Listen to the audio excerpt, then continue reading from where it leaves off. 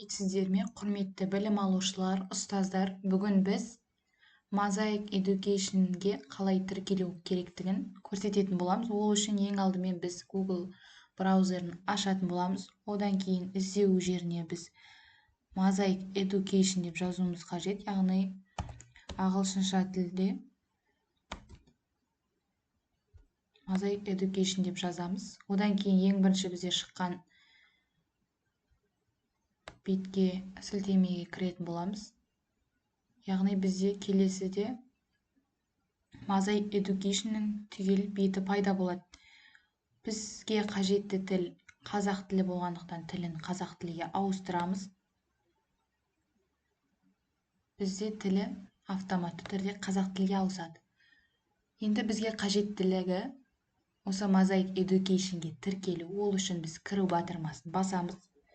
Егер аккаунтыңыз болған жағдайда өзіңіздің аккаунтыңызды, пароліңізді енгізу арқылы кіресіз, немесе аккаунт құруды басамыз. Яғни біз аккаунт құру арқылы өзіңізде аккаунт болмаған жағдайда Mosaic Education'ге жаңа аккаунт ашуды ұйымдастырамыз. Яғни біз қазақ елін таңдаймыз. Одан кейін толық аты жөніңіз,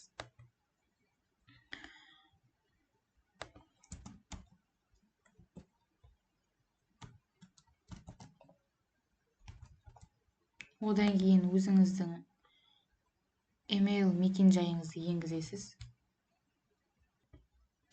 Өзіңіздің мекен-жайыңызды енгізгеннен кейін жалғастыруды басасыз.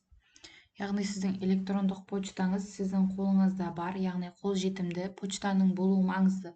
Себебі бұл жерде почтаны растау үшін арнайы сізге растау коды жіберіледі.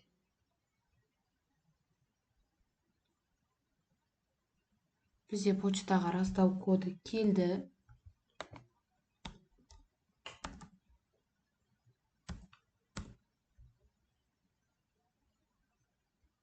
Одан кейін өзіңіз ұмытпау үшін құпия сөзді жазасыз.